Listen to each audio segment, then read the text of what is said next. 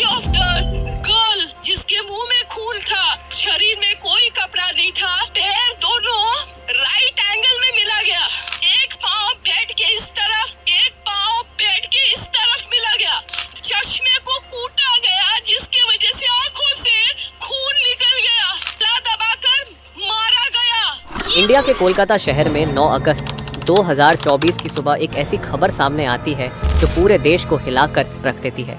ये खबर थी एक 31 साल की महिला डॉक्टर की, जो कोलकाता के आरजिकर मेडिकल कॉलेज एंड हॉस्पिटल में अपनी ट्रेनिंग कर रही थी। हॉस्पिटल जैसे सुरक्षित माने जाने वाले जगह पर इस महिला डॉक्टर का मर्डर एंड रेप होना काफ़ी चौंकाने वाला था। इस घटना का खुलासा तब हुआ जब डॉक्टर के डेथ बॉडी का पोस्टमार्टम किया गया। इस रिपोर्ट ने लोगों की रूह तक को हिला दिया, क्योंकि यह मामला सिर्फ एक मर्डर का नहीं था, बल्कि इससे कहीं ज़्यादा खौफनाक केस था। पोस्टमार्टम रिपोर्ट में खुलासा हुआ कि उस डॉक्टर की हत्या गला घोंटकर की गई थी, इतनी ताकत से कि उनका थायराइड कार्टिलेज तक टूट गया था। इस हत्या के पहले डॉक्टर ने अपनी जान बचाने के लिए कोशिश किया था। इसका सबूत उनके शरीर पर मिले कई निशानों से मिला। सबसे डरावना सच तब सामने आया जब डॉक्टर के प्राइवेट पार्ट्स पर घावों के निशान पाए गए। इससे साफ हुआ कि यह सिर्फ मर्डर का मामला नहीं था, बल्कि ये रेप के बाद किया गया एक खौफनाक हत्याकांड था।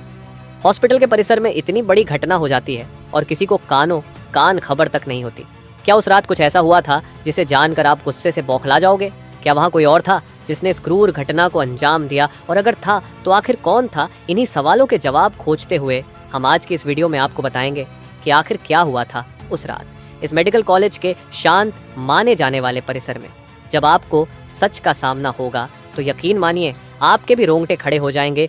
Guys, before starting this video let me tell you कि मैं यहाँ पर उन फीमेल डॉक्टर को श्रुति नाम से रेफर करने वाला हूँ, एंड ये उनका रियल नेम नहीं है, सो कंफ्यूज मत होना। श्रुति एक जूनियर डॉक्टर जो कि कोलकाता के आरजिकर मेडिकल कॉलेज एंड हॉस्पिटल से अपनी डॉक्टर की ट्रेनिंग ले रही थी 8 अगस्त 2024 को। और दिन की तरह श्रुति अपनी नाइट शिफ्ट पर होती है और वह अपनी जॉब कर रही होती है। तभी रात के 11 बजे उन्हें अपनी मदर का फ़ोन आता है, जैसे कि हर दिन आता था, क्योंकि पेरेंट्स को तो अपने बच्चों की चिंता हमेशा होती है। श्रुति की मदर उनसे पूछती है कि क्या तुमने खाना खा लिया और तबीयत वगैरह तो ठीक है तुम्हारी? जिसके रिप्लाई में श्रुति बोलती है कि उनकी तबीयत एकदम ठीक है और वो बस अभी कुछ पेशेंट्स को देखने जा रही है, जिसके बाद वो अपने कलीग्स के साथ बैठकर खाना खाएंगे। अपनी मदर से बात करने के बाद श्रुति पेशेंट्स को देखने राउंड पर निकल जाती है। सारे पेशेंट्स को देखने में और अपना काम खत्म करने में श्रुति को रात के 2 बज जाते हैं, जिसके बाद वो अपने कलीग्स के साथ जाकर हॉस्पिटल कैंटीन में ही बैठ जाती है, जहाँ मिलकर ये लोग अपना खाना भी खाते हैं और साथ साथ थोड़ी बातें भी करते हैं। खाना खाते खाते और बात करते हुए रात के 3 बज जाते हैं और इस वक्त श्रुति थोड़ी थकान सी फील कर रही होती है, तो वो अपनी थकान दूर करने के लिए इस हॉस्पिटल के 4th फ्लोर में बने सेमिनार हॉल में जाकर रेस्ट करने लगती है। श्रुति के रेस्ट करते करते सुबह के 7:30 बज जाते हैं, पर वो तब भी इस सेमिनार हॉल से बाहर नहीं आती, जो कि काफ़ी ज़्यादा अनयूजुअल था, क्योंकि श्रुति कभी भी आधे 1 घंटे से ज़्यादा का ब्रेक नहीं लेती थी। हॉस्पिटल का एक वर्कर जो कि सुबह की शिफ्ट स्टार्ट होने से पहले हॉस्पिटल के सारे रूम्स को चेक कर रहा होता है, और वो ऐसे ही सारे रूम्स को चेक करते हुए इस सेमिनार हॉल की तरफ आता है।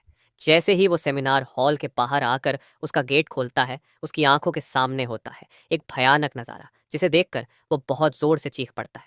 इस वर्कर की चीख सुनकर आसपास के लोग वहां इकट्ठा होने लगते हैं और देखते हैं कि सेमिनार हॉल के अंदर श्रुति की बॉडी बिना कपड़ों के पड़ी हुई है और उसके बॉडी पर कुछ ब्लड के निशान भी हैं।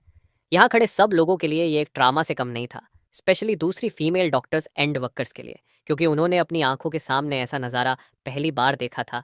वो भी हॉस्पिटल प्रेमिसेस के अंदर श्रुति की बॉडी को देखकर आसपास खड़े सारे लोग उसे एक स्ट्रेचर पर लेटते हैं और इमरजेंसी रूम में लेकर जाते हैं ताकि डॉक्टर्स उसकी कुछ हेल्प कर सकें।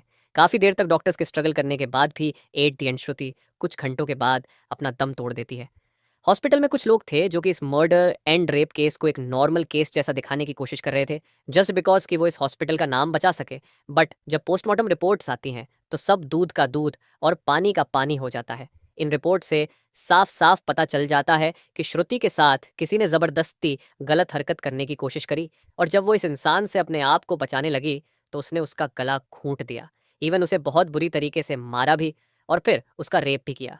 ये सारे प्रूफ मिलने के बाद ये केस पुलिस को हैंड ओवर कर दिया जाता है एंड पुलिस वाले इस क्रिमिनल को पकड़ने के लिए लग जाते हैं। सबसे पहले पुलिस उस क्राइम सीन पर ही छानबीन करती है जहां ये सब हुआ था। किस्मत से पुलिस वालों को वहां पर श्रुति के कुछ नेल्स एंड ब्लड सैंपल्स मिलते हैं, और साथ ही एक ब्लूटूथ नेक बैंड। ये केस शायद और भी जल्दी सॉल्व हो जाता अगर उस फ्लोर पर सीसीटीवी कैमरा होते तो। बट बदकिस्मती से इस सेमिनार रूम के अंदर या इसके आसपास कोई सीसीटीवी कैमरा नहीं थे। लेकिन जिस रास्ते से इस फ्लोर पर एंटर करा जाता था वहाँ पर कुछ सीसीटीवी कैमरा थे।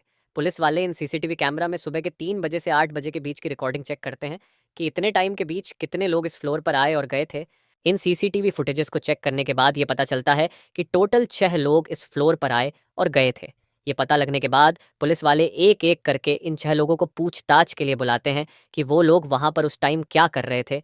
और इन लोगों को इस बीच यहाँ कुछ भी अजीब दिखा कि नहीं। इन लोगों से पूछताछ के दौरान पुलिस वाले उनके फ़ोन का ब्लूटूथ भी ऑन करके चेक करते हैं कि जो ब्लूटूथ हेडसेट उन्हें मिला था वो इनमें से किसका था। क्योंकि आपको पता होगा ही कि एक बार अगर आप किसी ब्लूटूथ डिवाइस से अपना फ़ोन पेयर करते हो तो अगली बार वो उससे ईजिली कनेक्ट हो जाता है। और फाइनली पुलिस वालों की ये ट्रिक काम भी आती है क्योंकि ये ब्लूटूथ नेक बैंड इन 6 लोगों में से एक आदमी के फ़ोन से कनेक्ट हो जाता है जिसका नाम था संजय रॉय, जो कि एक सिविल वॉलंटियर था। सिविल वॉलंटियर वो लोग होते हैं जो कि पुलिस के अंडर काम करते हैं और उनकी हेल्प करते हैं छोटे मोटे कामों को मैनेज करने में। लाइक आपने बहुत सारे फेस्टिवल्स अनऑथराइज्ड पार्किंग या भीड़ भाड़ वाले एरिया में देखा होगा कि कुछ ब्लू कलर की यूनिफॉर्म्स पहनकर ऑफिसर्स खड़े रहते हैं जिनका काम होता है कि विदाउट एनी रीज़न कहीं पर भी ज़्यादा क्राउड इकट्ठा ना हो। तो अब पुलिस वालों को अपना पहला कातिल मिल चुका था जिसके बाद वो संजय रॉय से और गुस्से से पेश आने लगते हैं। बट संजय पुलिस वालों की किसी बात का भी जवाब नहीं दे रहा होता क्योंकि वो काफ़ी ज़्यादा नशे की हालत में था। इस बीच पुलिस वाले संजय का फ़ोन भी चेक करते हैं जिसमें उन्हें भर भर के पोर्नोग्राफिक कंटेंट मिलता है जिससे उनका शक यकीन में बदल चुका था कि संजय ही श्रुति के मर्डर का मेन कल्प्रीट है। इसके बाद पुलिस वाले संजय रॉय को और ज्यादा डराने लगते हैं। एंड फाइनली वो डर कर अपना गुनाह कबूल भी कर लेता है कि उसने ही श्रुति को मारा है और उसका रेप किया है। ये पता लगते ही कुछ पुलिस वाले और प्रूफ्स कलेक्ट करने संजय रॉय के घर जाते हैं जहां पर उन्हें एक शू मिलता है जिसके ऊपर कुछ खून जैसे ही धब्बे थे। तो पुलिस वाले उसका सैंपल कलेक्ट कर लेते हैं। थोड़ी और तलाशी लेने पर पुलिस वालों को संजय के घर के बाहर कुछ कपड़े सूखते हुए दिखते हैं और ये वही कपड़े थे जो कि उस दिन संजय ने पहने थे क्योंकि ये सब सीसीटीवी कैमरा में कैप्चर हो गया था जिससे जाहिर था कि संजय ये प्रूफ मिटाने की भी कोशिश कर रहा था। बट जब संजय को पूछताछ के लिए पुलिस स्टेशन में लाया गया था उस वक्त वो काफ़ी ज़्यादा नशे की हालत में था।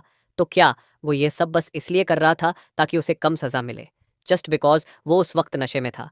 बाद में जब पुलिस वाले उस शू पर लगे ब्लड सैंपल्स को चेक करवाते हैं तो वो भी श्रुति के ब्लड से मैच हो जाता है which was a solid proof against him. इन सारी रिपोर्ट्स एंड डिटेल्स को एक साथ कंबाइन करके पुलिस वालों को पता चलता है कि उस रात संजय रॉय काफ़ी ज़्यादा नशे की हालत में था और वो रात के 11 बजे हॉस्पिटल में एंटर करता है। संजय अक्सर उस हॉस्पिटल में नाइट शिफ्ट किया करता था तो उसे यहाँ की काफ़ी अच्छी नॉलेज भी थी कि कहाँ पर कैमरा है और कहाँ पर नहीं।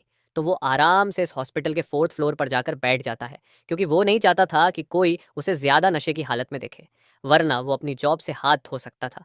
4th फ्लोर पर आते ही वो अपना आराम से सो जाता है। जब उसकी आंख खुलती है तब तक सुबह के 3 बज चुके थे। तभी संजय की नज़र श्रुति पर पड़ती है जो कि रेस्ट करने सेमिनार हॉल में जा रही थी। श्रुति को अकेला देखकर संजय के इरादे बिगड़ने लगते हैं। वो पहले काफ़ी देर तक इस फ्लोर के चक्कर लगाने लगता है ये कंफर्म करने के लिए कि कोई यहाँ पर ज़्यादा आ तो नहीं रहा। जब उसे लगता है कि हाँ उसका रास्ता साफ है तो वो 4 बजे सेमिनार हॉल के अंदर एंटर करता है और फिर वहाँ से 4:45 पर बाहर आता है।